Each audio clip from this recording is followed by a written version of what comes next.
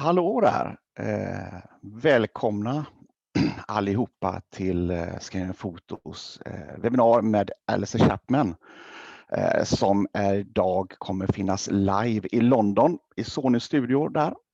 Och vi ska prata om Sonys Cinema Line, vilket går allt ifrån Venice-kameran till FX9, FX6 och FX3. Men innan så vill jag gärna visa vilka produkter och priser vi har på de här så att ni får en känsla på det. Och ni ser ju, eftersom detta är ett gemensamt event både med Sverige och Norge, så ser ni ju vad priserna är både i Sverige och Norge på de här kamerorna. Och det här är ju kamerahuset och tittar vi på de tyngre modellerna här nu då, så naturligtvis så vill vi gärna att ni kontaktar oss och så att vi kan sätta ihop ett paket, för det är ju mer än kameran som kommer behövas för att det här ska bli en bra lösning för er som kund. Samtidigt så har vi Sony en bra linskampanj, en cashback-kampanj när ni köper linser, där ni får 1000 kronor tillbaka. Så ta chansen och gå till vår webbsida och kolla de här kampanjerna som vi har. Sedan så har ni kontaktvägarna att nå oss. Det är info@sonyfoto.se eller .no i Norge och ni har vårt nummer där. Så att kontakta oss gärna när ni vill ha offert eller diskutera demo eller någonting sådär om ni vill testa varorna. Så det är inga konstigheter alls.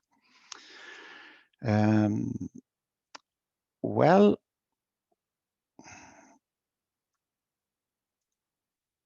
nu ska vi se här. Do we have Alister available? Is he online? Good morning. Good morning, Alister. How are you? I'm very good, thank you. How are you? Yeah, I'm fine, and I'm really thrilled to see you live. Almost live, yes. Yeah, but it's live in that sense. But you're live in London, and we are in Sweden and Norway, so that's really good. So I'm really looking forward to hear you talking about the Cinema Line, the whole range. And from the beginning, it was just 3 cameras, but now it's 4 cameras from Sony. So really exciting. And one thing we would like to push all visitors today is that use the Q&A button to ask questions live. Tell Alister, test different cameras in different settings, different ways, and he will do our best to compare after your wish. So this is really exciting to do it live. It's nearly that you almost are at our store and do it live. But, and no PowerPoint today. This is all about the cameras. This is crazy, Alister. Has COVID done something with you? But it's no PowerPoints. It's really exciting. But anyway, I think I will give you the time now, and please, I really hope that everyone will enjoy this session. Yeah, I hope so too. Yeah, thanks. Thanks, Johnny. So, as Johnny said, today this is for you guys to discover more about the Sony Cinema Line. So I'm here at Sony's Pinewood facility, so Pinewood Studios just outside of London, and it's incredibly busy here right now. There is a phenomenal amount of production going on here. All the studios are working flat out trying to catch up. So lots and lots of cameras being used on lots and lots of things. So Sony's new Cinema Line is about bringing together a wide range of quite different cameras under one umbrella. And the big thing really is that they all produce remarkably similar image quality. Now, they're not identical. It would be really disappointing, actually, I think, if Venice, over here, produced exactly the same picture as the FX3 over here, and it's not realistic to expect a 4,000 euro camera to produce the same picture as a €50,000 camera. It really isn't, but the differences are very subtle between them. If I was doing a major feature shoot right now, and I had the budget, of course, there would be no question that my main camera would be Venice. That when you have the budget to use a camera like that, when you're spending hundreds of thousands of euros every day to shoot something, the cost of the camera really becomes largely irrelevant. But however, a lot of us don't have those budgets. A lot of us have only got the budget for something like the FX3 here. So we can't do that. And we have to work with these lower cost cameras. But the idea behind the Cinema Line is that even if you perhaps have to mix some FX3 material with some Venice material, that it will be very, very easy for you, that the picture quality and the general sort of way the image looks is so close that you won't have a problem. So today is an opportunity for you to virtually, through my hands and the internet, test these cameras, because we can bring them all up. That's the FX3 output, that's FX6, that's the FX9. I'll point it at the targets in a minute. So we can have a look at all of the differences between the cameras. And actually the FX3 here, the FX6 here, and not actually this FX9, but there's another FX9 floating around. These are actually my own personal cameras. I own these cameras. I've been shooting with these cameras, so I know them. I know what they do. I know some of the things that I find mean that I'm going to use one camera over the other for certain applications. So it's a really good sort of opportunity for you to ask those questions.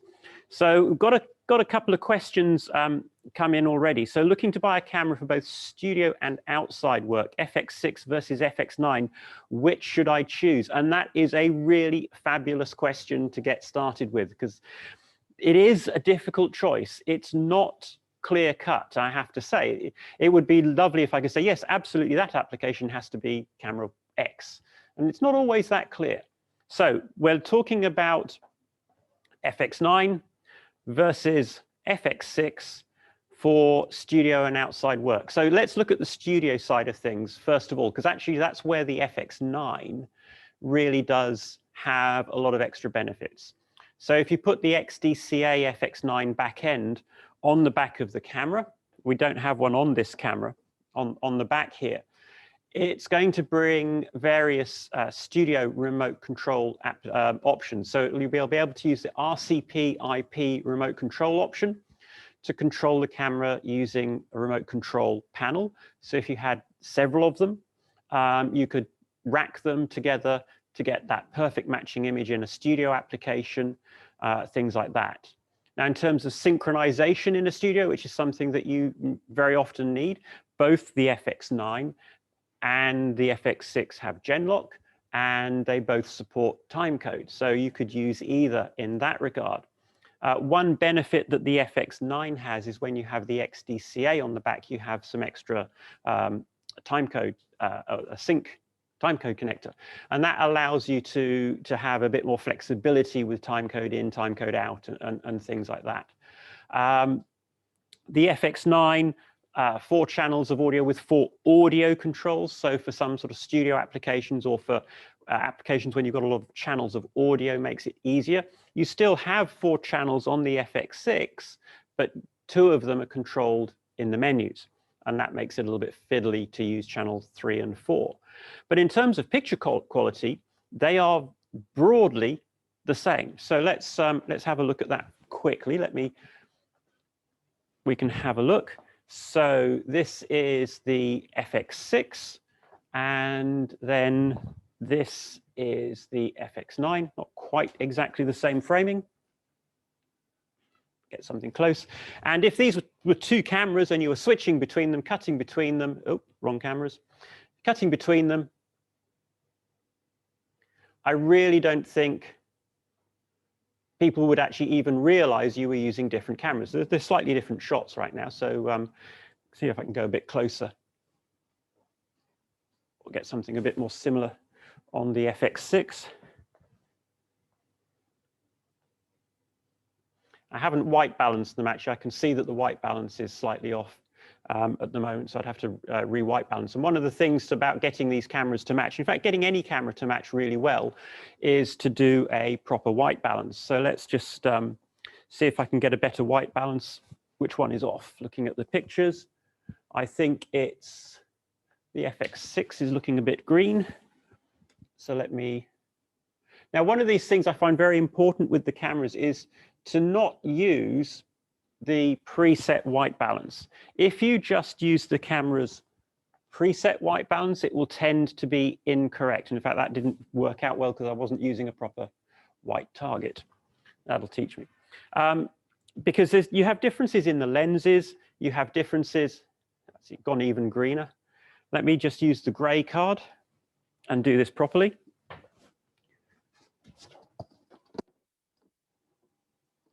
Different lenses in different cameras, different optics, lots of different things will affect the white balance of a camera. And you can clearly see at the moment that the FX6 is a bit green. So I'm just going to take a white balance, hopefully off that gray card.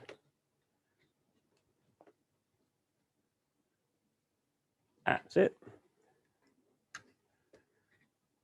So now with a proper white balance, and I think the FX9 is more or less white balance, they're still slightly off. But if I get that white balance sorted out, they will match very, very well indeed. So, and yes, they do both have 12G SDI out. In terms of what you can output over the SDI connectors, there really isn't any different. They're both the same in that regard. You can output up to 60p in 4K from both cameras. You can output HD if you're shooting in HD. You have HDMI that goes up to 4K as well. So all that flexibility actually you have with both cameras. The only thing is that the FX9, a benefit of the FX9 is you have more SDI outputs. And actually that's really important. I was doing a shoot earlier this week, Monday, Tuesday, and the camera that we had on that particular shoot only had a single SDI output.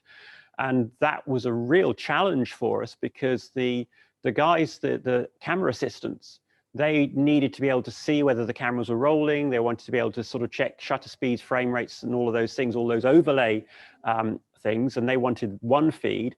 But then for the DIT station, where we had a live grade setup, we wanted a clean feed. And this particular camera, and it was it was a red camera, actually, a red weapon, couldn't deliver that. And it was a big problem for us. It was quite a challenge. So the FX9 has 2 SDI outputs, and you can have one of those with overlays. So if you need to see all the data about what your time code is, things like that, you can have that on one feed, and then on the other feed, there's no overlays. So you have a clean feed. And that really is helpful and beneficial in a lot of drama and studio applications. And that's something that, again, is one of those things that the FX9 has that the FX6 doesn't. Flipping that around the other way, there's a few things that the FX6 has, and I think a lot of people will be aware of this, that the FX6 can shoot 4K 120 frames per second internally, whereas the FX9 is limited to 4K 60 frames per second internally. It can go to 180 frames per second in HD internally. And now with the firmware that's just been released, actually, and if you're not aware of this, guys, there was a firmware release for the FX9 this week, version 2.10.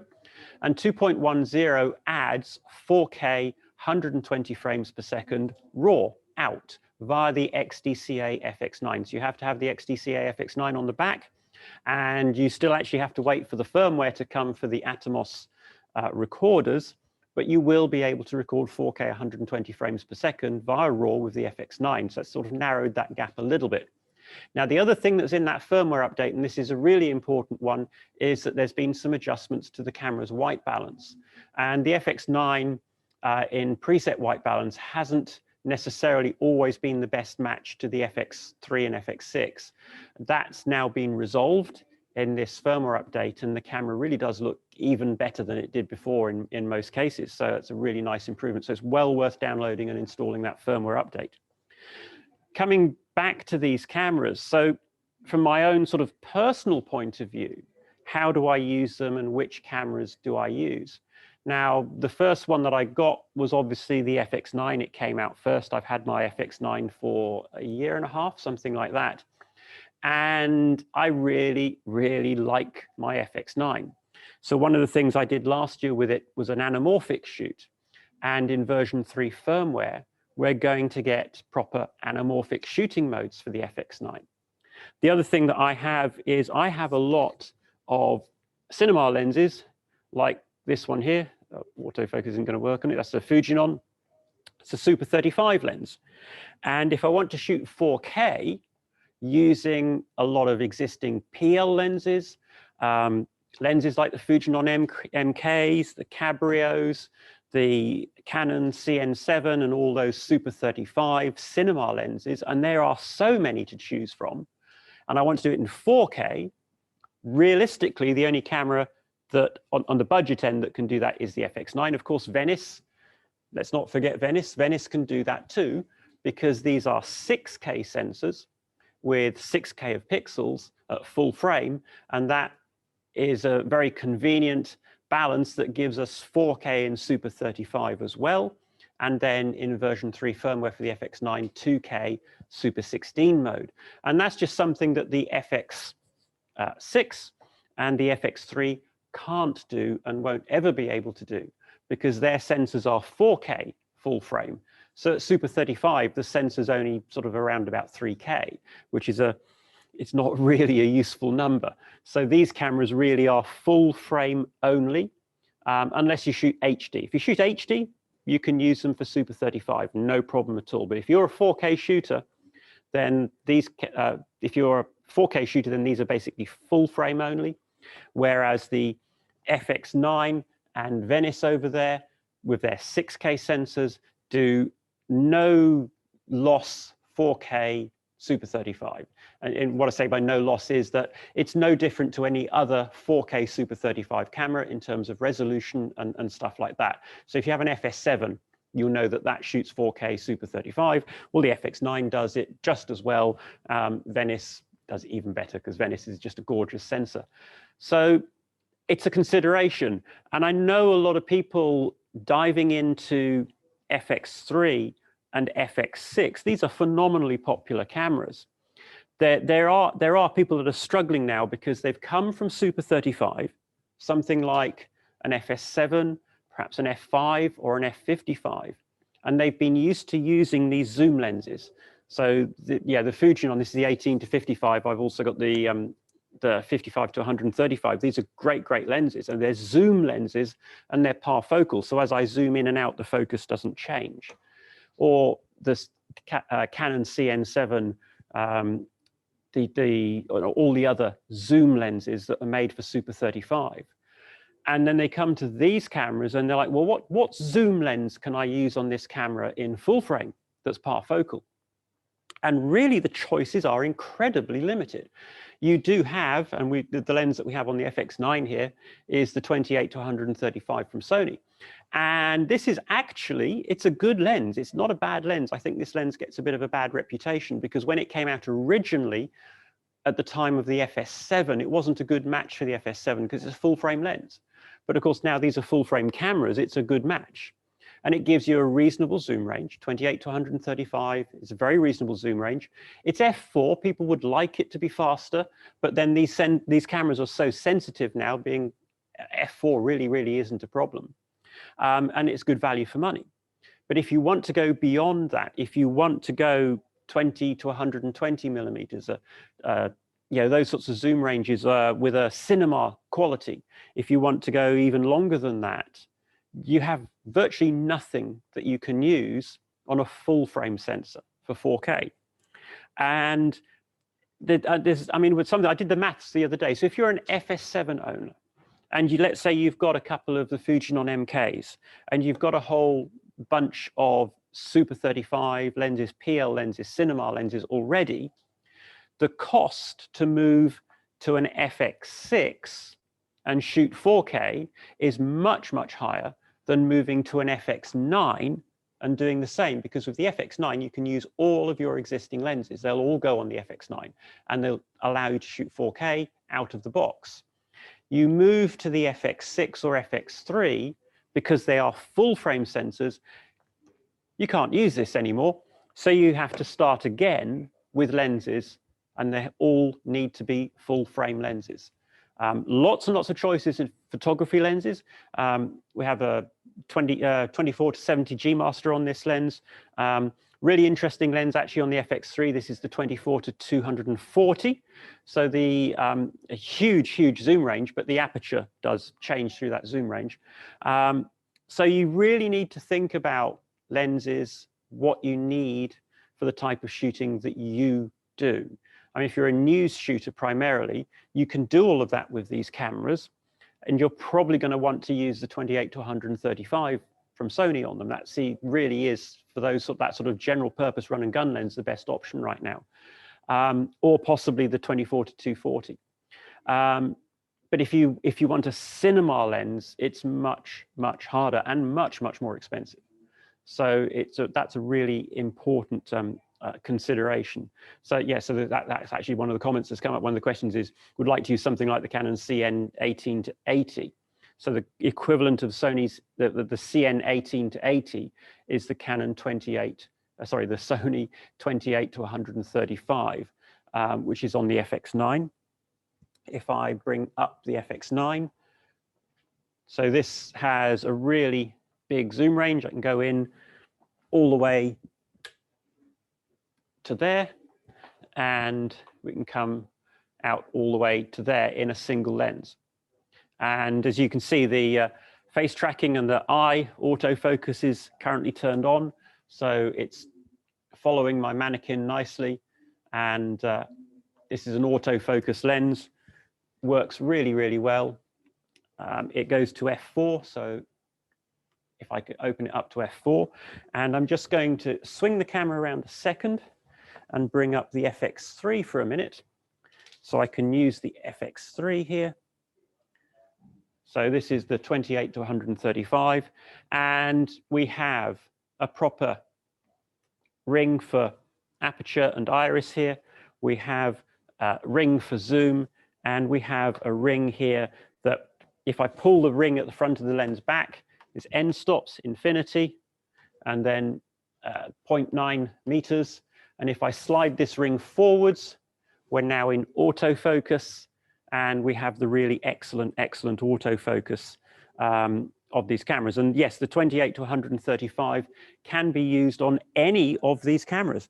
You could actually even use the 28 to 135 on Venice if you wanted to. You wouldn't have the autofocus and some of the other functions, but because it's an E-mount lens, and all of these cameras, even Venice, if you take the PL mount off the front of Venice, there's an E-mount behind there, can use all of the same lenses.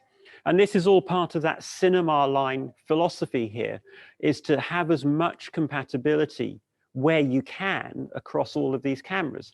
I mean, yes, there are huge differences between Venice and an FX3, but I can use the same lenses. So I could go on a shoot on a project, and I could put a PL adapter, something like this one here. This is a PL adapter, PL to E-mount. I could put that on the FX3, and then I can use the same PL lenses as Venice, or I could go the other way, and I could take the PL adapter off Venice, and I could use all my E-mount lenses, my stills lenses or whatever, maybe even these, Fujinon MK, if you're in a Super 35 mode, on all of these cameras. They are all compatible in that regard. They all shoot with S-Log3. So your monitoring, your lookup tables, and all of that is exactly the same across all 4 of these cameras. And they do broadly look the same. They're not quite identical. So I'm just going to unplug the FX9 and plug in Venice. I've only got a limited number of SDI feeds. So if I plug in Venice, let's just see if that feed is there. So there it is. So this is Venice, and we can have a look at the image from Venice. So the Venice camera here is currently running S-Log3, and it's going through the S709 LUT. Now the FX6 here, this is currently using the Cinetone look. So right now, these two cameras look a little bit different. So this is S Cinetone, and this is what's called S709. And you can see the similarities, but at the same time, they're different. So let me explain what those differences are. And Casper's asked, what is Venice? Of course, there's me assuming that everybody knows what all these cameras are. So Venice, if you aren't aware, so Venice is Sony's flagship digital cinema camera. Venice was designed for one thing, and really for one thing only, and that's for digital cinematography and film production. It's now going great strides in the movie making industry. Just Monday, Tuesday, talking to the DITs, the other camera assistants, everybody else on that particular shoot, everyone was saying, oh, we love working with Venice.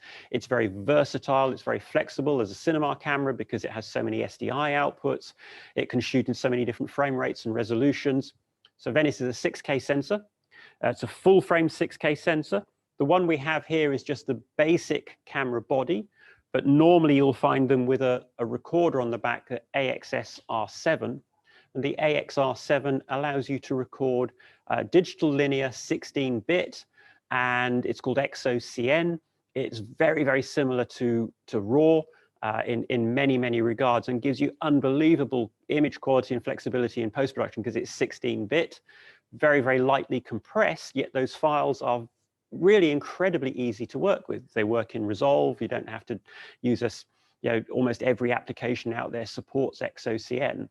And it's being used for a vast range of feature films and movies right now. And from what I've heard, every single Venice, practically every Venice in the world is out on a job right now. They're all being used and working extremely hard, trying to play catch up with all these movie productions. Lots of Netflix shows and things like that shot on Venice.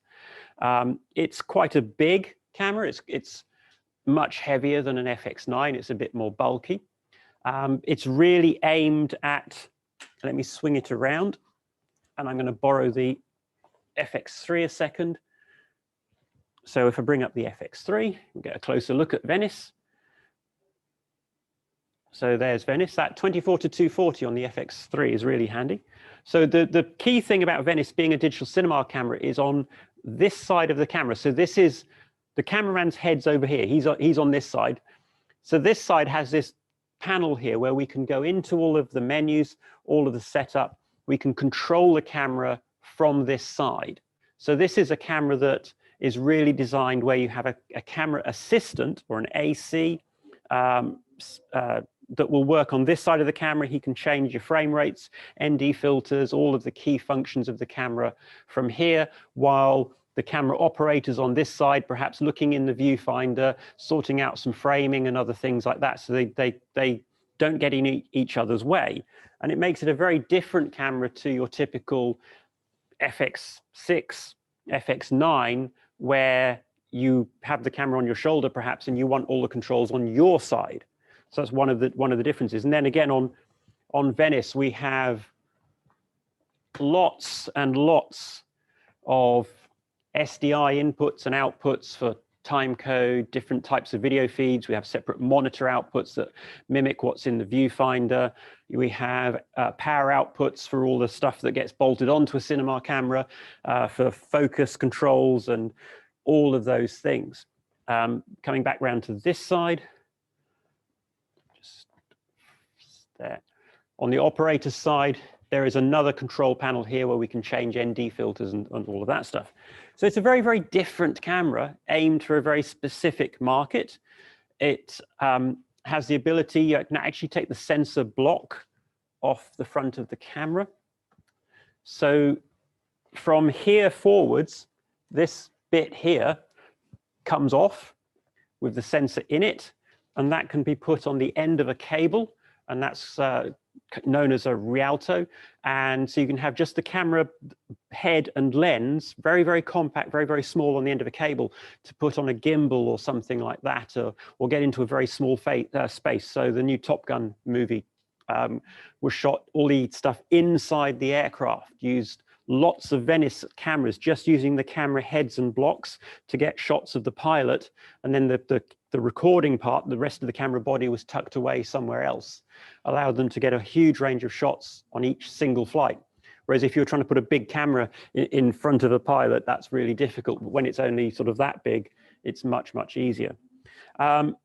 So that's what Venice is. The built-in ND filter on Venice, been asked about that, is quite different to the FX6 and FX9. So those of you that know the FX6 and FX9, let's have a look at the FX6. So this is the FX6, and this has a variable ND filter. So FX6 and FX9, they both have a variable ND filter. So if I bring the ND filter in, the image becomes darker. But because the ND filter is variable, oh, mine's on auto for some reason, let's take it off auto. I can, this isn't my camera, this is, yes, it is my camera. Go to variable.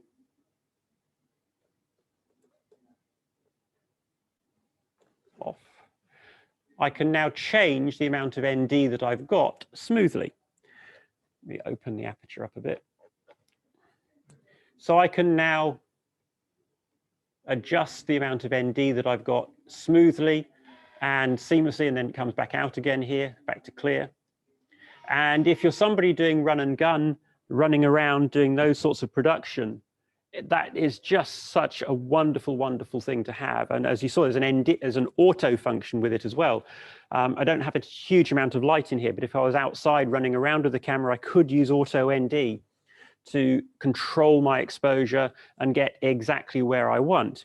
Now, something about the variable ND is that there are some limitations to the technology and what it can do. And there's a little bit of electronic compensation that goes on in the camera when you use that variable ND filter. But what it means is for you as the operator, as the user, you don't see any issues. You don't see the white balance changing and things like that. It's all taken care of. So you get this beautiful, slowly adjusting, very fine tunable ND filter. So there's no more of this trying to get the aperture that you want and then trying to balance it with shutter speed to get the exposure you want. You just dial in what you want with the ND. Now, Venice is a little bit different. So Venice is 100% about, above all else, exceptional image quality, not just really, really good, great image quality, but absolutely exceptional. So Venice, is that Venice? Yes, this is Venice, works a little bit differently. So we have an ND filter system in it, but it's actually a much more traditional ND filter. And we go to ND, and I can bring in one-stop steps of ND. So each time I'm changing the ND filter, it's one more stop of ND, all the way up to 8 stops. 8 stops. You bring them back out. And so what Venice has, it actually has 2 ND filter wheels inside it. And so we have our clear, 1, 2, 3, 4, 5, 6, 7, and 8 different steps in one-stop steps. So it's not as fine-tunable, perhaps, as the FX9, but because these are now traditional, extremely high-quality optical ND filters, it just there's no compensation needed in the camera. It's purely optical, and that gives you the very, very best possible image quality. These are tiny, tiny differences between these cameras. They really, really are. But it's kind of in a way what makes the Cinema line is that, broadly speaking, they're the same, but little subtle differences in like the way the ND filter works, perhaps, and things like that is what separates the FX6 from Venice. And things like that. So there are these differences. So I was going to look at the similarities in picture quality between Venice and the FX6. So I'm going to go back to the FX6 for a moment. So at the moment, Venice is in the FX6, sorry, is in the S Cinetone mode. You can see it says that on the right-hand side. And this gives you that sort of film-like look. It's not a million miles away from the way Venice looks, perhaps. So we're looking at the LUT on here. Let me go back a second. Did I change something? No. They're similar looks, but they are a little bit different. So the idea is that the S Cinetone look, I've got the ND filter in on here. Let me take this out. That's why this one looks a little bit different at the moment. Sort out my exposure. So the idea behind this is that they're kind of similar, but not identical. When you're shooting run and gun, when you're doing TV, this is the FX6 that we're looking at right now, you want it to look great out of the camera. You might not have time for grading. You might not have time for post-production.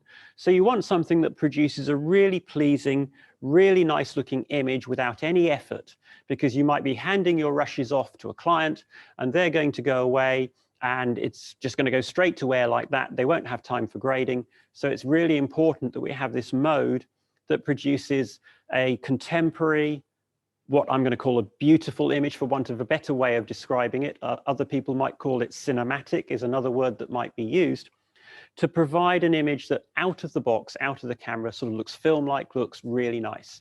And all the FX3, the FX6, and the FX9 all have this S Cinetone mode, and it's designed for what you see is what you get, shooting, quick, fast turnaround, but still giving less of a video look and more of a film type look. Now with Venice, Venice is only really ever aimed at being used on a film type production. It's not envisaged really that you would use it for run and gun or for television news and things like that. I certainly wouldn't want to use Venice for TV news. It's not the right camera for that application. So when you shoot with Venice, you would always shoot with log or with RAW, with the XOCN recording, because you're going to take it into post-production and do all of the fine tuning and grading. But you still need to be able to on set view what you're shooting. So you don't look at the log, the S-Log3, you look at a LUT, and the LUT that's in Venice is called S709. And S709 was very, very carefully developed to give a really pleasing film-like look, perhaps to use as a starting point for color grading without sacrificing a lot of the dynamic range. So S709 has a colossal dynamic range. And what that colossal dynamic range means is it might be a little bit flat for a television production. So if we look at the face of the dummy, her face is a little bit flat, it's a little bit washed out. And if we compare that to the FX3, it's a little bit more FX6, sorry, a little bit more contrasty, a little bit more vibrant and dynamic.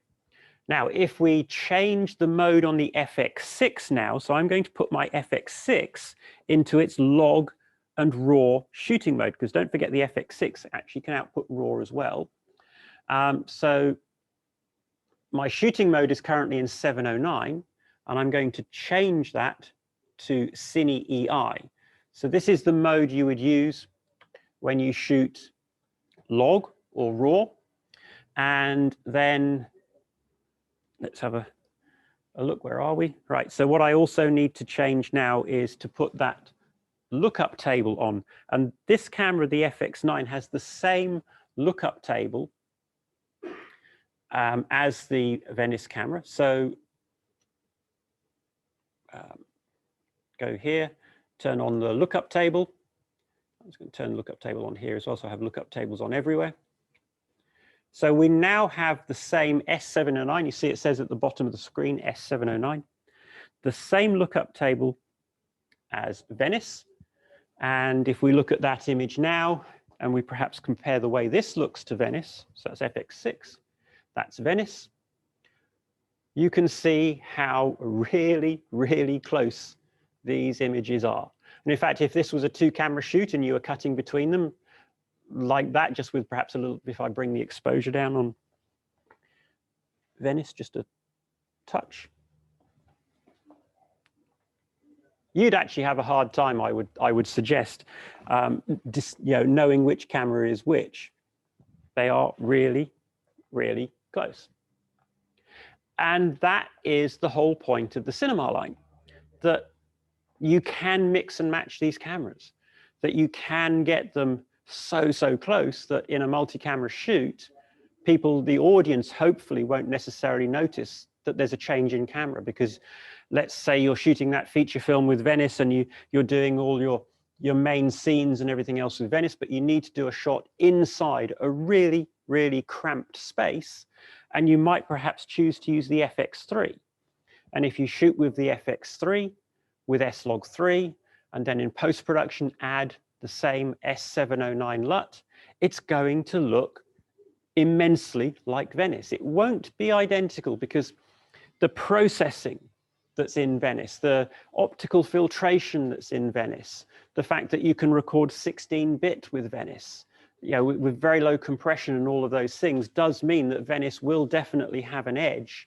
The way Venice handles extremes of highlights and extremes of shadows is better than the other three cameras. You'd expect it to. It costs a lot more money.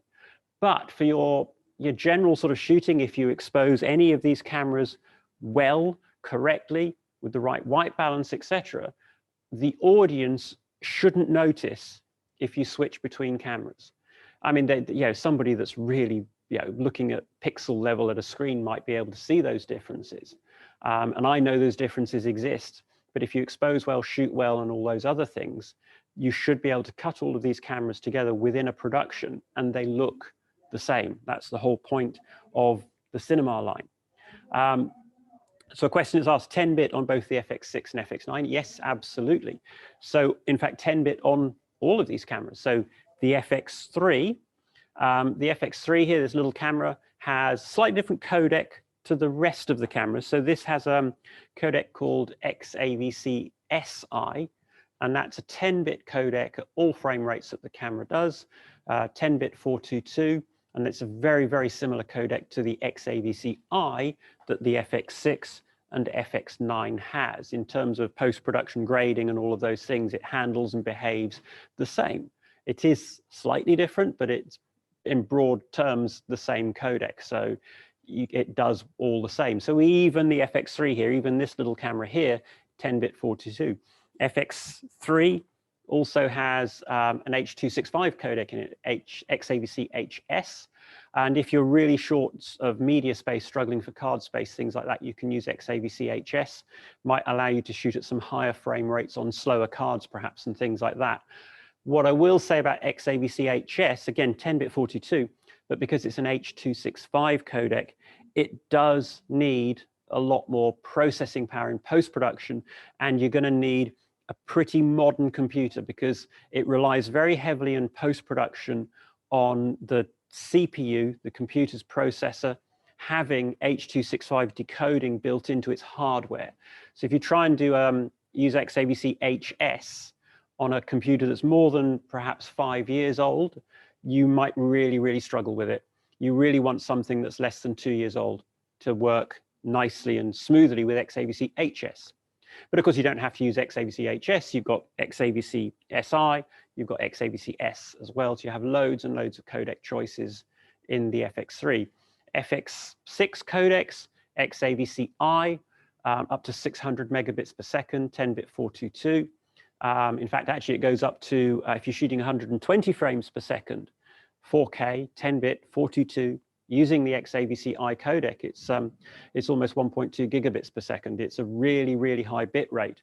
And to be able to record at those sorts of bit rates in the FX6, you must use the CF Express Type A cards.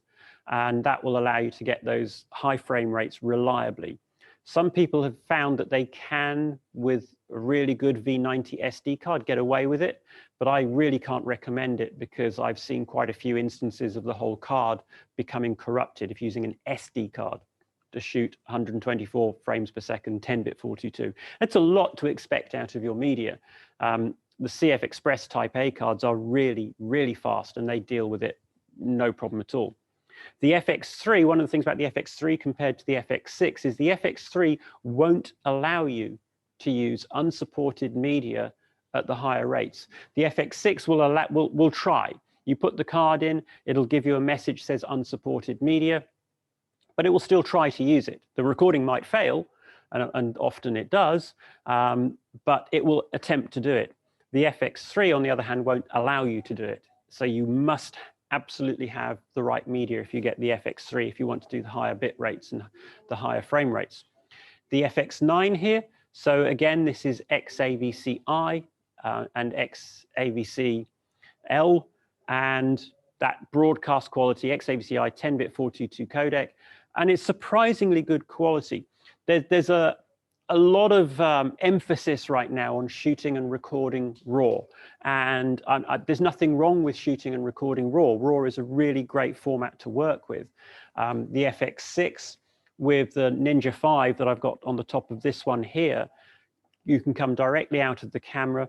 The output from the camera is 16-bit RAW, but the recorders aren't capable of recording that. So the recorders do a conversion from the 16-bit RAW to 12-bit log RAW. Now, 12-bit log RAW is a very, very nice format to work with. It really is. And that conversion between the 16-bit and 12-bit is what's called visually lossless. So what they mean by that is in the pictures, you won't see a difference. Now, Venice, on the other hand, that 16-bit recording is 16-bit. So nothing ever is ever given up. And that's what Venice is all about, the best that you can get.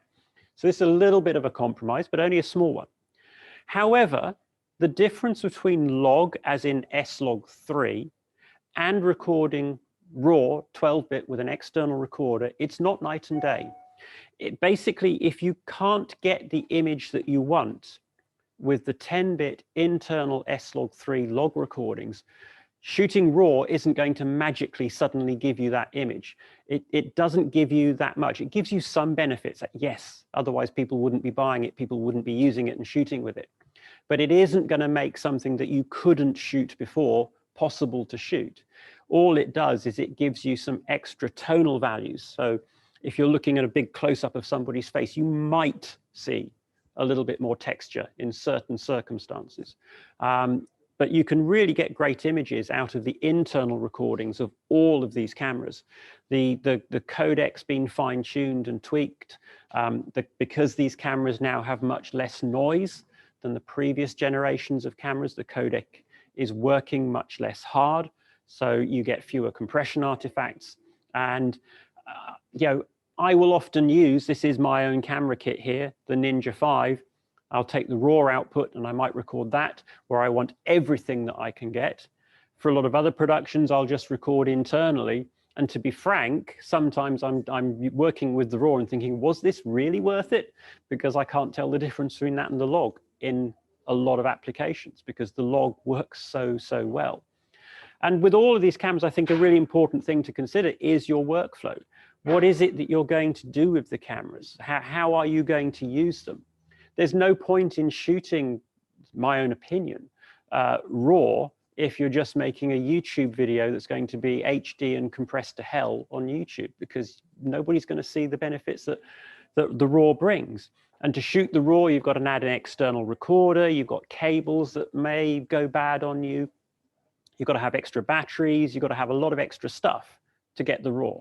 Now, it's not meant to put you off from the RAW, it really isn't, but I think you just have to think about, why am I doing this and what's the end purpose, what's the point?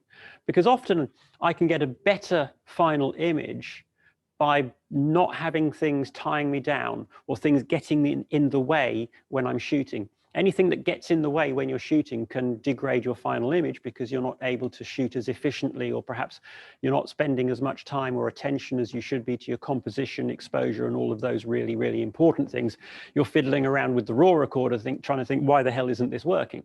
So do think about those sorts of things, and also how your post workflow will work. The beauty of the log recordings in all of these cameras is they go straight into DaVinci Resolve. DaVinci Resolve is an incredibly powerful editing and grading platform. It's very, very low cost. And I really would urge anybody that is working extensively with log to be doing it with Resolve and not in an ordinary editing package. Premiere, great editing software. FCPX, great editing software, but they're not color grading software. Whereas DaVinci Resolve started as color grading software and is now also great editing software. And the tools that you have for color grading really allow you to bring the most out of these cameras. And if you use ACES in Resolve, it's really, really easy to get a great result. You don't need to worry about lookup tables. You don't need to worry about a lot of the stuff that you would normally have to worry about with Resolve. Anyway, enough about that. So FX3, let's look at the FX3. So let me just replug a camera for a moment. I tell you what, if I swing Venice around, how about that for a, see if we've got enough light so we can have a closer look at the FX3. So I'm now currently using the Sony Venice as a webcam. Possibly one of the most expensive webcams I've ever used. Richard, who's FX3, the Venice is Richard's baby. So Richard looks after all the Cinema Line cameras for Sony here. And I think he's a bit shocked that I'm using Venice as a webcam right now. So the FX3 here, what is it that we like about the FX3? So this is my own camera. I kind of bought the FX3 to really sort of learn more about it and find out what's this little camera about. So it's very, very, very similar to the A7S III. Let's not play any games here.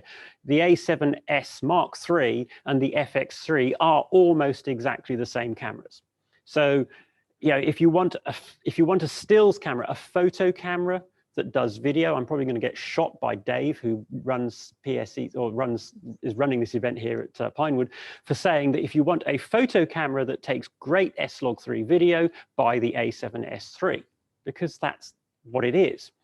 But the FX3 is if you want a video camera that shoots great S-Log3 and everything else, but you know, maybe you might want to use it for photos as well, then it's the FX3 that you should buy, because it's oriented towards video. Now, most of that orientation, most of the changes, most of the differences are really, I have to say, I'm looking at this image now of the FX3 on the screen here and thinking, this is why I like Venice, because the images that Venice produces with very little effort are just lovely to look at.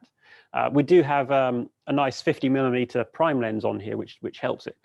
But the FX3 body is different to the body of the A7S III. So there's no viewfinder screen here. We just have the LCD, which is a flip out LCD, so we can view this from all sorts of different angles. One of the things I like about it, I don't think I got a card in the camera. That was silly. Where did my card go? All right, I won't bother with that. There is a very nice touch screen for a start. Right here in the middle of the camera, my finger's in the way, there is a great big red tally light. And if you're doing an interview, and maybe this is your second camera, B camera, just being able to, working as a one-man band and just being able to glance across at the camera and see that big red tally light on the back of the camera, so you know it's recording, you know it's running, is worth its weight in gold for me. You know, if you look across the room at a camera and you have no idea whether it's recording or not, that's really not very helpful if you're trying to do those sort of one-man band with two camera type productions that happen a lot. The body of the camera, so I've got 1/4 inch mounting points. Obviously there's one on the bottom of the camera. There's another one here on the side of the camera. There's another one here on this side of the camera. And oops, if I tilt the camera this way, there's one here. There are 2 more here. So this handle comes off the camera. And that's 2 more 1/4 inch mounting points. And one of the things that I've done a lot with this particular camera is car shoots.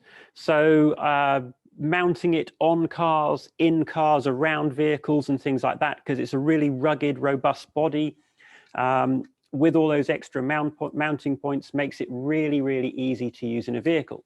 So some of the other differences, actually, while I've got the camera tilted this way, we have a nice big record button. And when you're holding the camera, that just falls right under your thumb, just there. So you have a nice big record button. Then we have buttons for iris, white balance, and ISO. And these kind of mimic the 3 switches that are on the side of an FX3, FX6, etc., in the way that they work, and then a little thumbstick here that we can control everything with. So ergonomically for video shooting, it works really well. There is a zoom rocker here. So if you have a power zoom lens, you can zoom in and zoom out via that power zoom lens. And then we have all our control dials. There's one here, one on the back, another one down there to control the camera. So it's actually surprisingly well laid out for video. And I've found myself being really surprised at how I like this camera as a video camera.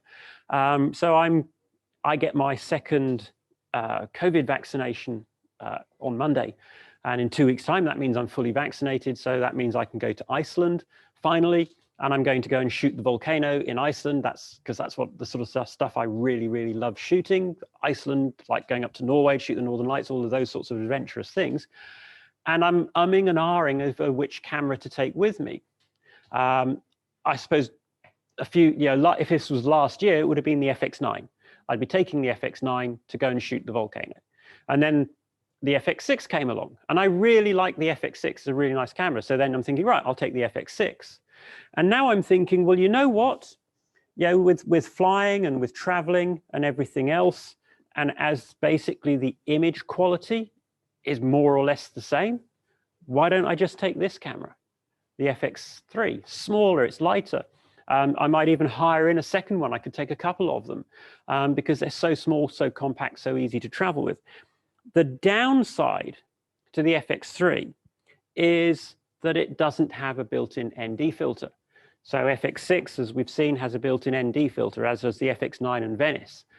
So if the sun is out, if it's shining, because these cameras are also sensitive, going up to 12,800 ISO is the second base ISO. So you have really, really low noise pictures. You can shoot log perfectly well, 12,800 ISO. With this camera, with the FX6 or 640 ISO for the lower base ISO, it's a very, very sensitive camera. So on a sunny day, I'm going to need ND filters. There's no question about it. I will have to have ND filters if I want to get a sensible aperture and a sensible shutter speed at the same time. So I will have an ND filter or ND filters or a variable ND filter on the front of the lens. And it isn't as convenient as having a built-in ND. It really, really isn't. I was doing some filming on a railway line, heritage steam railway recently with the FX3. And I had a variable ND filter on here. And it's just those things like you move from one position to another and you might bump it and the ND settings changed and you're never actually quite sure exactly how much ND you're using. You're having to guess and all of those things. And you get there's the opportunity for more flare or reflections off the filter. It's really not as convenient. Once you've used the variable ND in these cameras, it's going to something else is really, really difficult. So I'm still umming and ahhing, which do I take to Iceland? I know that I can get great image quality from this, but I've got to think about taking a box of ND filters with me and things like that. And every time I change the lens, I've got to change the ND filters and everything else. Or I could take the FX6, which isn't actually that much bigger or that much heavier if you strip it down to just the basic camera. So it's a difficult one, actually. I haven't decided yet. Maybe I'll take both. In fact, actually, that's probably what I will end up doing, is taking both. But so you need to think about things like that with the cameras. But well, the nice things about the FX6, if I bring up the FX6 image, this is the FX6, is it has a touch to focus function. So I can do a pull focus just by, why is it, hang on a minute. Why is it not working for me? Oh, I know why. Because I had the clear image zoom, the digital zoom was working, and so I can just touch the screen to pull focus. So I'm just changing my focus from the FX9 and just touch the screen onto where the background is and focus on the background. So some of the features on the FX3 are really, really nice if you want to do quick focus changes. And then the camera will actually track the thing that you've touched as you move it around the screen. So if I now go to the background, it will follow the background, come to the foreground, follows the foreground. So there's some really nice features on the FX3. So the FX9 and the FX6 don't have the touch to focus. They do have incredible face tracking, as do all of the cameras, except Venice. Venice is purely manual focus. So, you know, there are differences between these cameras, but broadly speaking, because all the image quality is so similar, when you're doing a shoot, it becomes a question then of which camera has the best ergonomics and method of operating for the shoot that I'm doing, rather than, well, which one's going to produce the best image quality. Image quality, Venice, every time. Venice is going to always produce that best image quality. But then for everything else, it's really a case of, well, which camera is going to be the best one for the job, ergonomically, and everything else. So other things, what about RAW from the Atomos recorders to DaVinci Resolve? Oh, I so wish that you could just take the Atomos ProRes RAW into Resolve and grade it in Resolve. That would be, for me, the holy grail. And that's one of the things that actually prevents me sometimes from shooting ProRes RAW. But I have now a very good workflow where you can use FCPX to batch convert, and it's not with compressor. Compressor doesn't actually do it very well. You have to use FCPX, and there will be a video coming very soon about this. You can use FCPX to batch convert the ProRes RAW to 12-bit ProRes that you can then take into Resolve and do that. But it's a faff, it's an extra step in the workflow. And to be honest, if that's what you're ending up doing, personally, I actually think you're better off taking the SDI out of your FX6, FX9, or the HDMI out of your FX3 to your Ninja 5 and just recording the normal 10-bit ProRes HQ. And that really, in terms of how much you can grade it, the difference between that and the RAW isn't night and day, definitely. It's only small. But you haven't got the extra steps to go through, and you can take it straight into Resolve. So, you know, that would be the way I would actually do that things. Are there solutions for variable speed zoom handle length for power zoom lenses at FX3, FX6, FX9? Yes, there are, because the FX6 has a, let me see if we can find it. Oh, let's have a look, see if we can see it. Under the back of the camera here, buried under all the covers. Where is it? It's just up there. That is a 2.5mm LANC connector. So your normal 2.5mm LANC connectors can be used with the FX6. There's the same on the FX9. On the FX9, just here, the remote port, 2.5mm LANC. Now the FX3, actually, I'm not quite so sure about the FX3, but the FX3 does have the Sony multi-connector on it, and there should be LANC adapters that will plug into that and give you LANC control on the FX3, although I have to say I haven't actually tried that, but that should be a possibility on the FX3. So you should be able to put a zoom rocker on the handle of your tripod to control your zoom lens for all three of these cameras. Venice, again, is that cinema camera, and it's kind of expected that you'd have an assistant and everything else. Anyway, so where are we? We're at it's 10 o'clock your time. No, it must be 12 o'clock your time, 11 o'clock my time. So do we have any further questions? I think I've covered all the questions that came in while we were talking. No more questions from anybody? Okay, so one last thing I'll do before we do tie up is, well, let's just compare. We've already seen how the Venice and the FX6 compare side by side. I think we maybe saw a bit of FX9. Yes, we did. We saw FX9 as well. Do you guys want to see any more camera matching? Do we want to have a look at the different pictures from the different cameras? Please, let me know if you do, and I can. Just giving some time for people to ask. Nothing coming in. Okay. Nope. Oh, hang on. Yes, no. Right. Well, I will do it anyway. I think the one thing I want to do that I didn't do that we haven't seen is how the FX3 compares to the other cameras. And I think we should look at that because the FX3, I can see, and actually it's a good point. For me, the perfect package is actually the FX9 plus an FX3.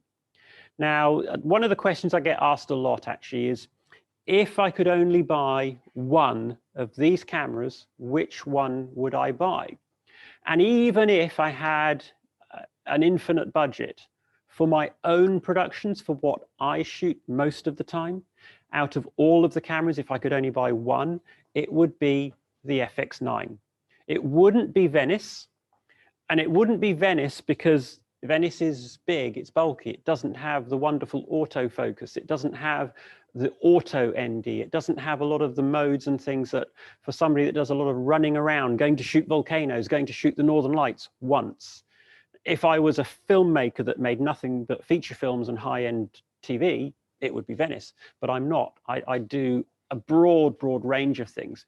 And the big sort of jack of all trades is the FX9. If you're a news shooter, you can put the XDCA on the back and you have the ability to stream via QoS. So you can do your news stories live without an uplink truck and things like that.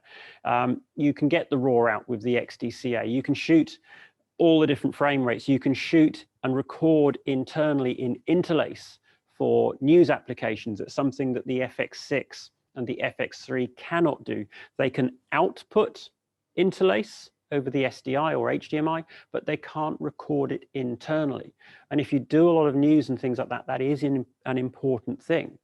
So if I could only buy one, it would be the FX9, because then I can use PL lens or my Super 35 lenses. I have that wonderful 6K oversampling from the sensor, which does give me some small image quality improvements. It's less prone to moire and aliasing and all of those things because we're sampling at a higher frequency, higher resolution. If I was on a smaller budget, if I couldn't afford the FX9, then it would be the FX6. Again, a very versatile camera, can do a lot of things. If I was on the smallest budget, then obviously it's the FX3. But a combination that I think works really well is the FX9 and the FX3, because it crosses the boundaries between a very small compact camera. I can shoot 120 frames per second 4K with this camera without any adapters. I can do some really compact portable shooting, but then when I need to perhaps do a drama, something more complex, maybe studio based or with a bigger crew, the FX9 is the much better camera to have. If you've got these two, you don't really need the FX6, because these two between them do everything and more than the FX6 can. So that really is sort of like the dream team, if you want, for me, is the FX3 and FX9. But obviously that's a fairly large amount of money. If you can't afford these two, then perhaps the compromise almost in a way is the FX6, 120 frames per second 4K, lookup tables and all of the good stuff. So yeah, let's have a look. But I think what I wanted to do is to have a look. Let me just move the FX9 out of the way so that the FX3 can get a view of the test charts.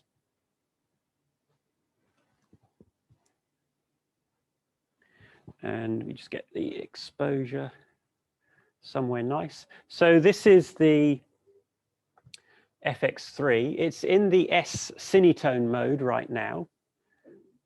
So this is straight out of the camera. This isn't log or raw or anything else. That's the FX3 in S Cinetone.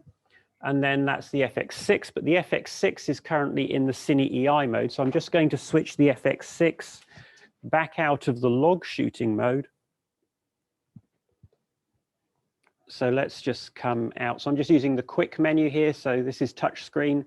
Just go to custom mode, and we can see how quickly the camera changes modes. There's no waiting, no hanging around. We're already there. So we have FX6, FX3. I haven't white balanced the FX3.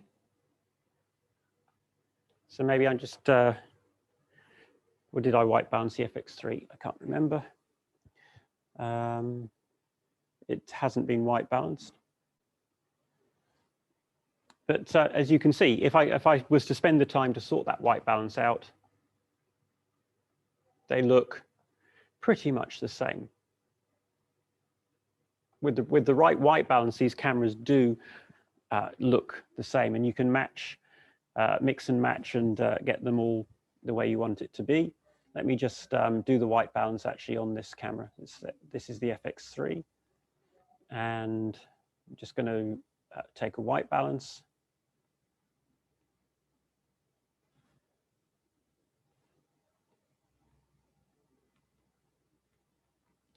Oops, wrong button.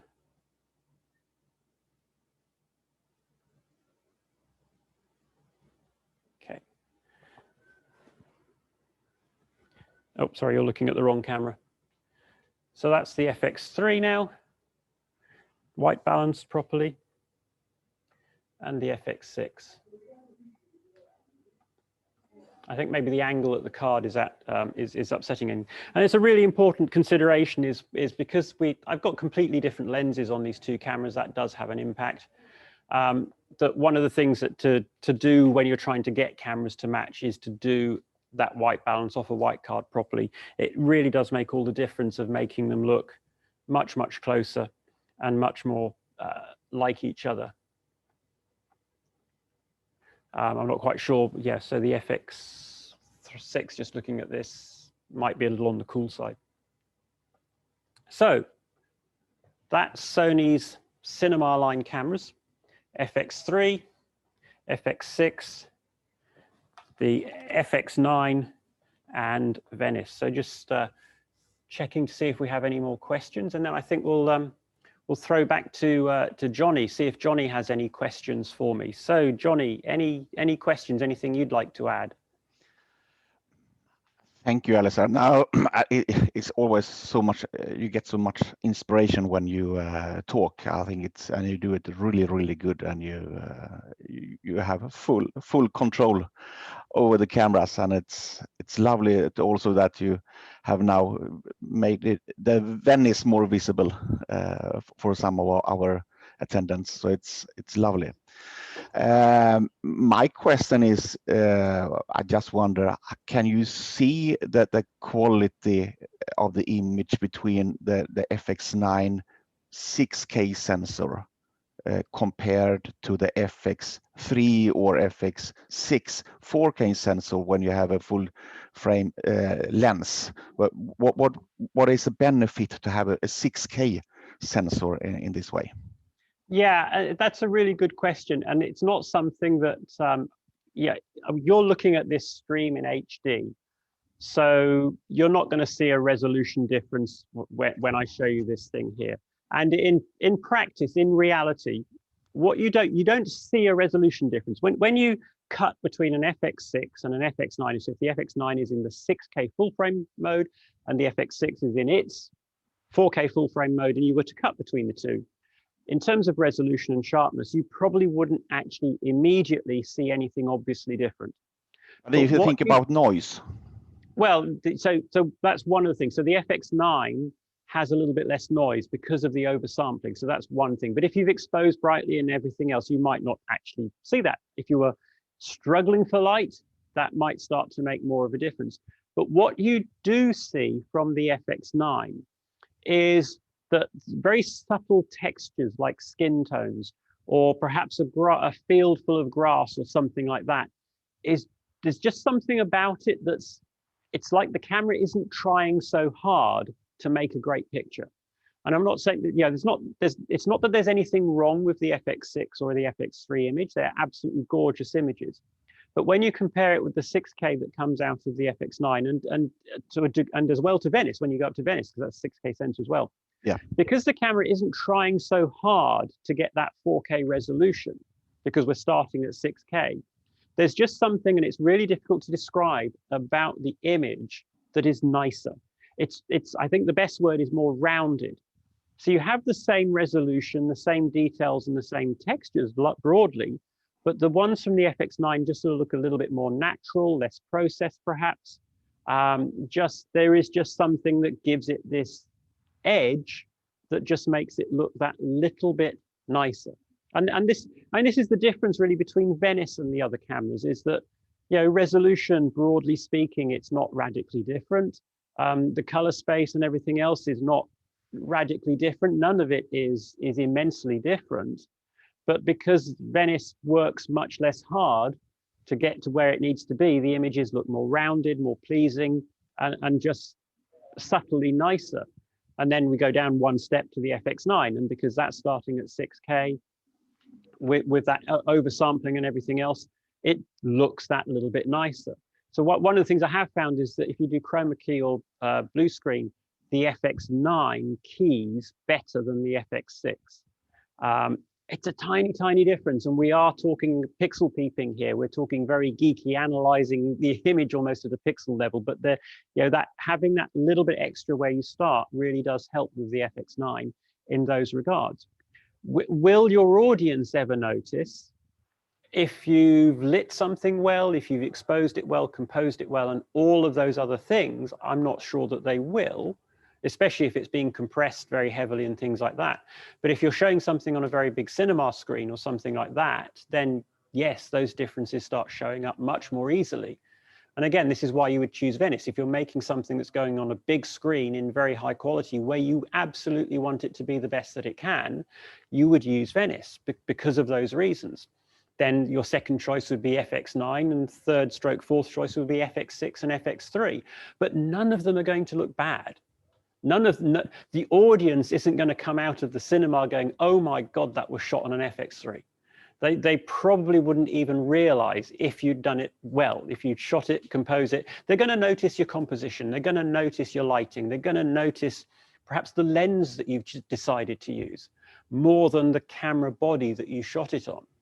So these are small differences. But, you know, a lot of us are perfectionists. We're trying to get the very, very best that we can. And we're at a place now in film and television production where the cameras and the choices we have are all across the board now pretty much exceptional. I never dreamt 10 years ago, or maybe go back a little bit further than that, that we'd have a camera the quality of the FX9 or the FX6 or even the FX3 at these prices. It's just the value that we're getting in terms of the image quality per euro spent is incredible. You know, it's a great time to be a filmmaker. It really, really is. So we're now at that stage where we're just trying to squeeze the best that we can. And that's getting harder and harder because we're reaching the limits of optics, of what lenses can do. And this is one of the challenges with full frame. You know, when you make that sensor bigger, it becomes much harder to make quality glass. And that's why, in particular with zoom lenses, with full frame, it's very, very difficult to find really, really good full frame zooms. So sometimes Super 35 very much still has a place for zoom lenses and things like that. And that's what the FX9 really brings to you, is that flexibility to choose.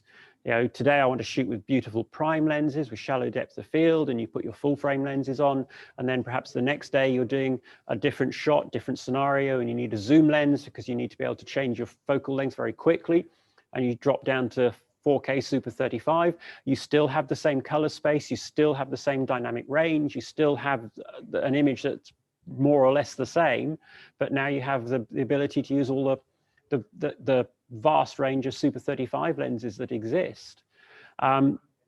So these differences between the 6K sampling and the 4K sampling, it's not in your face. If I was to show somebody two images, let's just say I took two JPEG images off both cameras, the same target, and I said, right, you tell me which is which, I'm not going to tell you, they'd struggle. Yeah. They would really, really struggle. But if I then took two 12-bit TIFFs of the same, showed them on a big, big screen, I bet that most people would point at the FX9 image and say, I prefer that one, but I'm not sure why.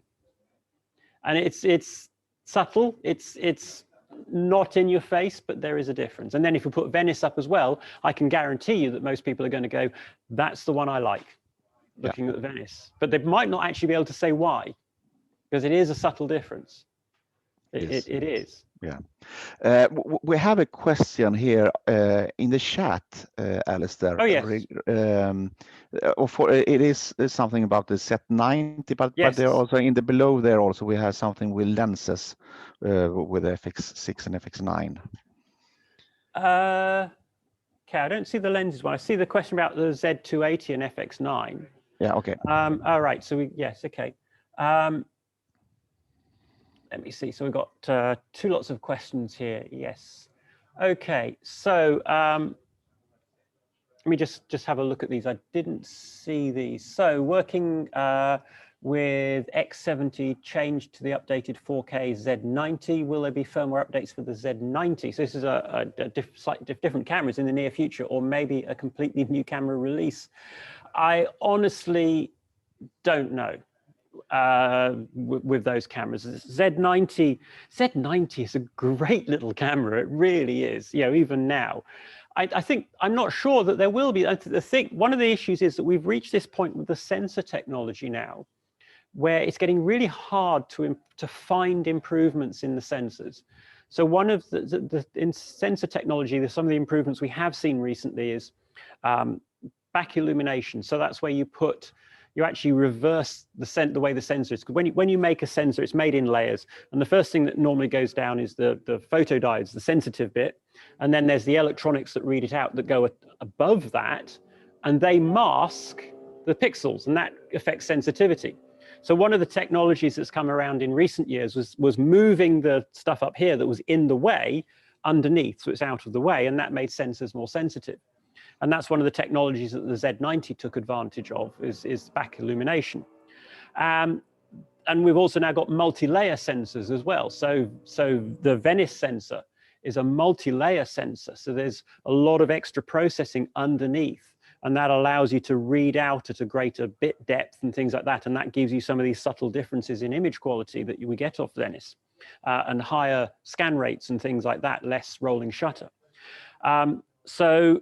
But these are only small little things. That the basic quality of the image hasn't really changed. So, and we're also up against this barrier really with, if we make pixels smaller, we lose some sensitivity. If we try and make the sensor bigger, we have problems with how do we make a zoom lens that works with that? So if we're looking at the Z90, which is a 1-inch sensor, if they were to put a bigger sensor in to maybe get it a bit more sensitive, things like that, you'd probably have to sacrifice some of your zoom range, or the lens wouldn't be as fast and all these things. So to get better than the Z90 is actually really, really difficult. I don't know what's coming. I don't. It's been a very difficult year for everybody, as we all know. With COVID has slowed down development cycles.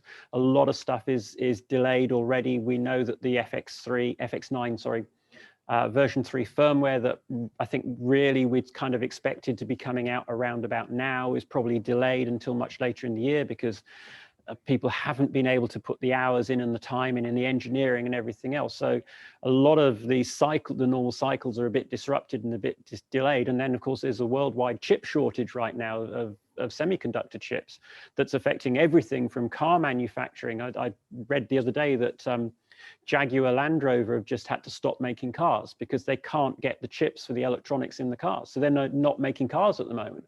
And that's affecting things like FX6 and supplies and all of those sorts of things, and being able to make the cameras and get them into customers' hands.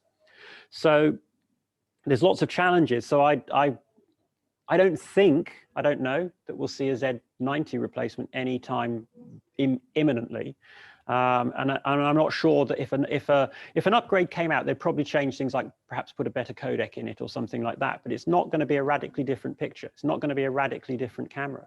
I think they kind of maxed out where you can go with that type of thing. And will there not be a full frame zoom lens with f2.8 for FX6 and FX9 cameras? Right. So the problem with the bigger you make the sensor, the bigger the front element of the lens needs to be to capture the amount of light. If you think about it, if you make the sensor, when we go from Super 35 to full frame, the sensor is it's 150% larger.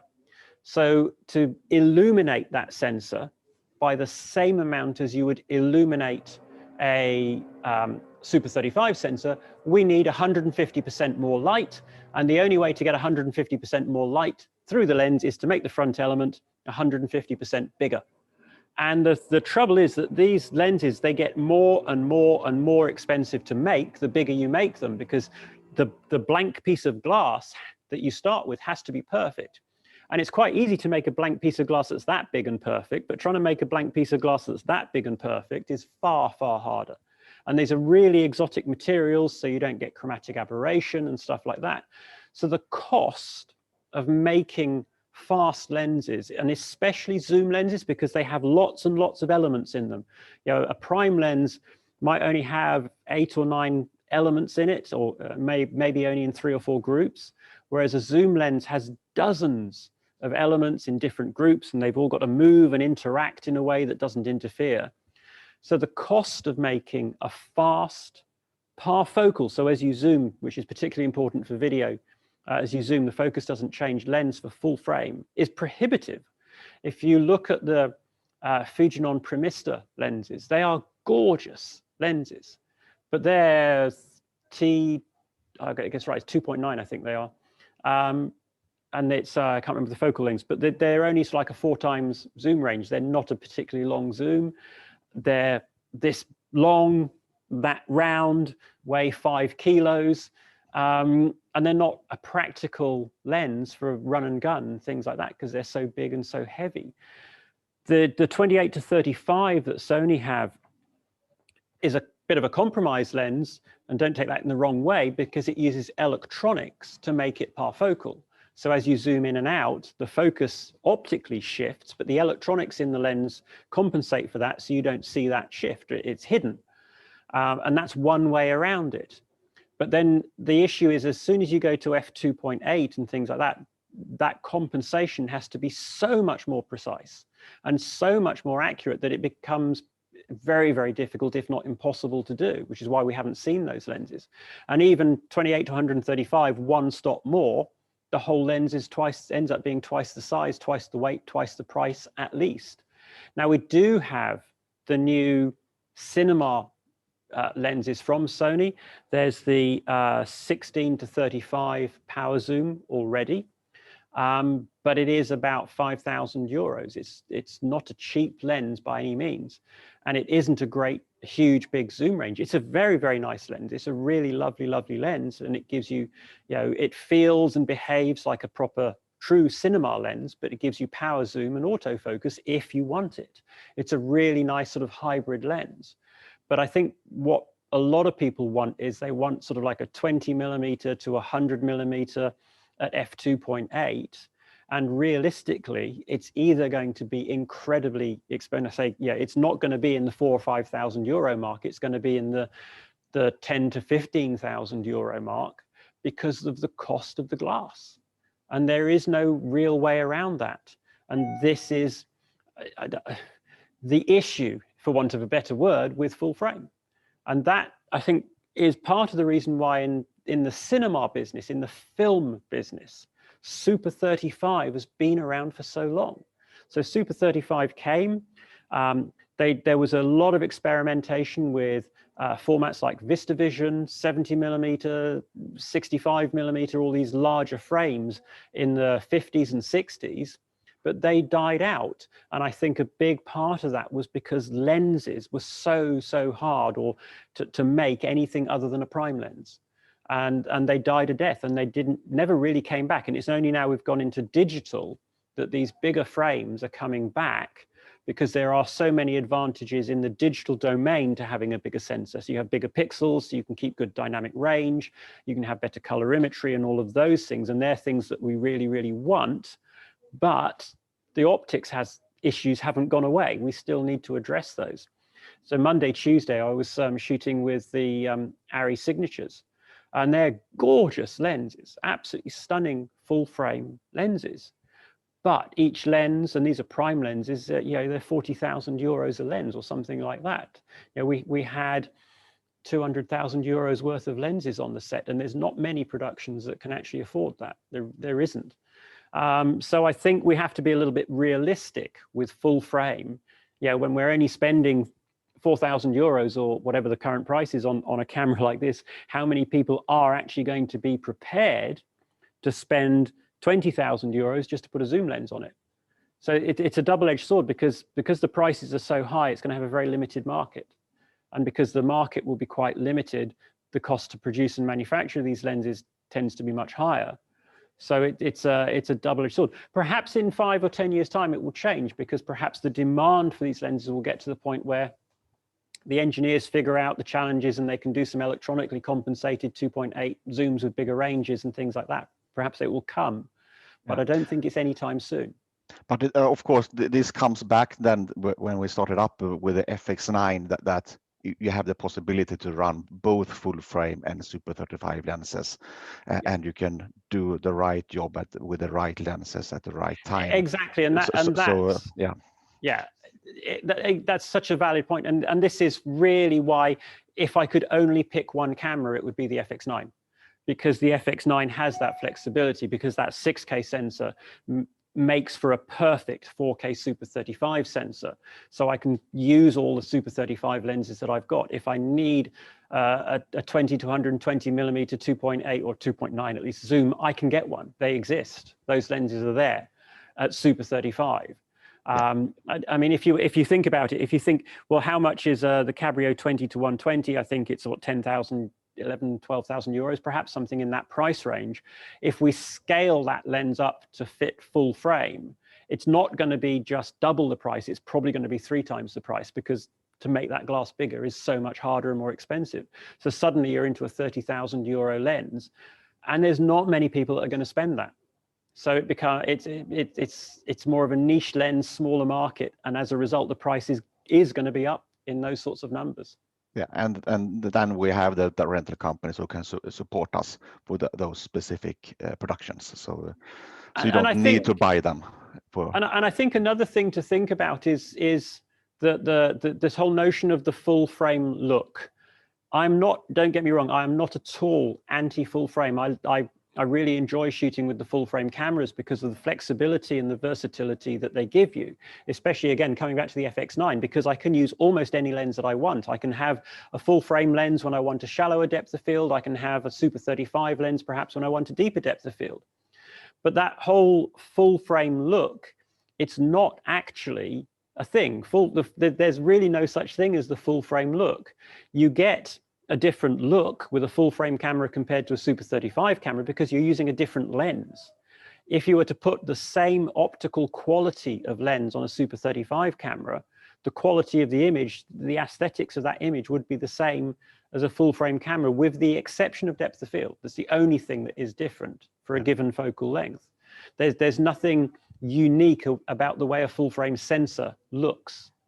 So I think there's a little bit of misunderstanding about that, and as a result, a reluctance to use Super 35, because it's almost like, oh my God, why do I want to use Super 35? Because it doesn't have the full frame look. But if you put a lens of equal quality on Super 35, and of course on Super 35, you are that one stop faster, you get the same look. So again, as I say, I'm not anti full frame at all. It brings great flexibility. It allows us to use some really nice photo lenses that were designed for full frame from the outset. It gives you that ability to pick and choose, but at the same time, I think it's very careful not to think that Super 35 is somehow really inferior, because it isn't. It's still a great format. There is a last question in the Q&A. Your experience between matching Z280 and the FX9. Have you had anyone or? It's difficult. They're very, very different cameras. So the Z280 3.5-inch sensors with a big multi-range zoom lens on it. Yeah, the Z280 is a fantastic ENG camera, fantastic news gathering camera, documentary, stuff like that, because you have this enormous zoom range because we've got small sensors. This is all connected to what we're talking about. You make those sensors really, really small. You can put a really big zoom range on that really easily, and it doesn't get huge. And it gives you great versatility as a camera, that you can just one camera, don't change the lenses, go anywhere, shoot anything, shoot everything, and you'll be able to frame it the way you want. But they're small sensors.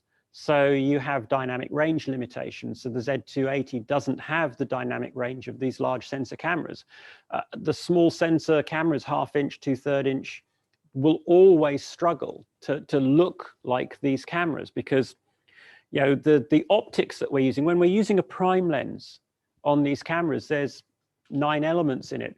I don't know what's in that lens that's on the Z280, but it's probably an awful lot more than 9 elements, and they're much more complicated in the way they have to interact. So the image just doesn't have the same aesthetic to it. It doesn't, forget about gammas and log curves and everything else. Just the way the lens makes the image look changes that thing.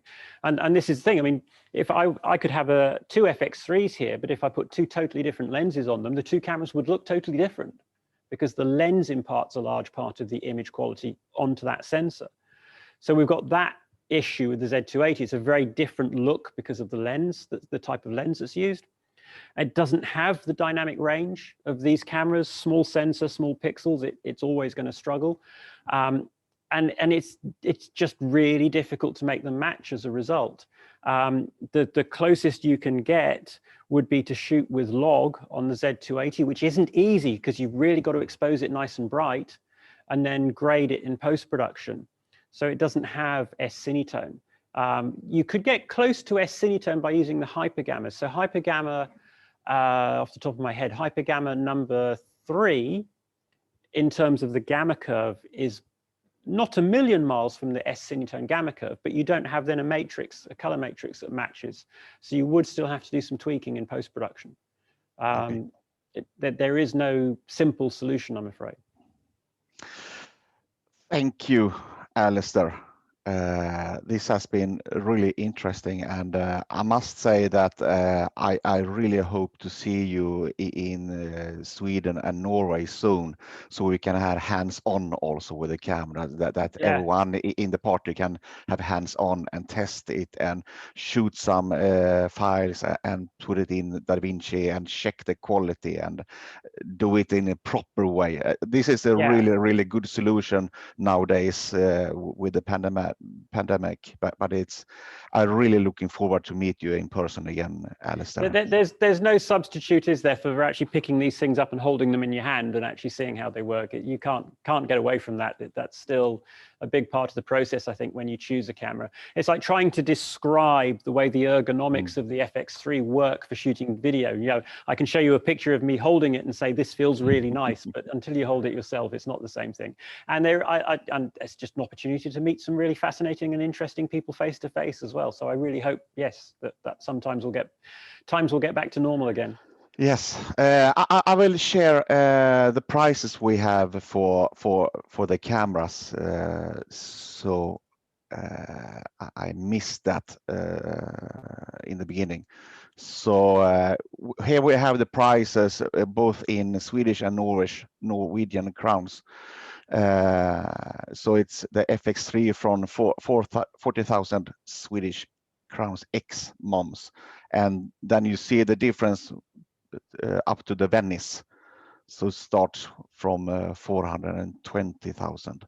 So if you have questions, want to test the products or to make a good offer with Azores, please contact us.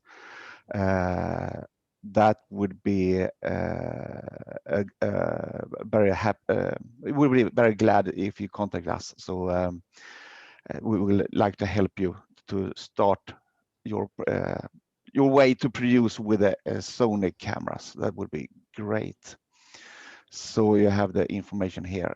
So yeah, and thanks, Alister. I really appreciate this time, and hope to see you soon again. And have a nice afternoon in London. Thank you all, and enjoy the summer. Yes, thank you.